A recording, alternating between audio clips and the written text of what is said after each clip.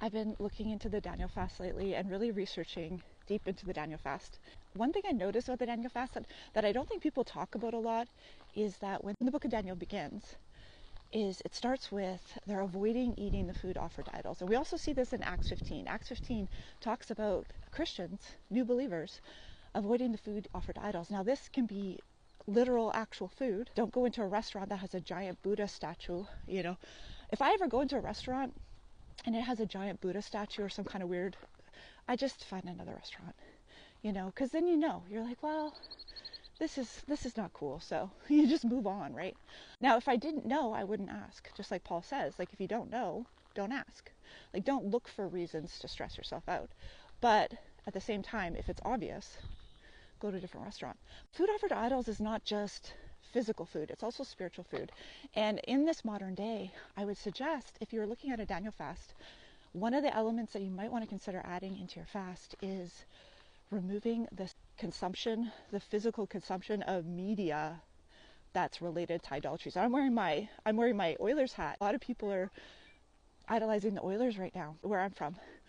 And so that's really, really interesting. As you're going into a Daniel fast, you want to think about all the little things, like even this kind of stuff. Do you guys know who McDavid is? So McDavid is one of the Oilers, and he's one of the best. He's one of the best guys in the league, in the whole NHL.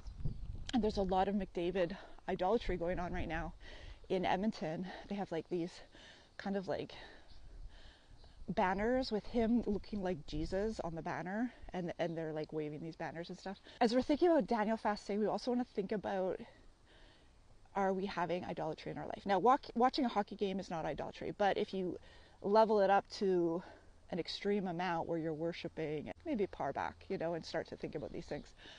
Having fun and having a connection and doing things is not idolatry, but it's when you put it above keeping the commands of God.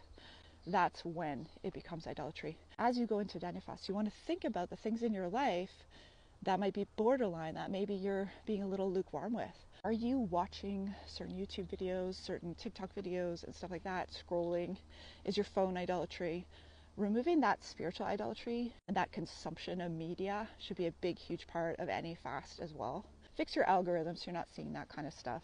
There's another element of the Daniel fast that I wanted to mention that I don't think people think about a lot, because the book of Daniel does begin with that understanding.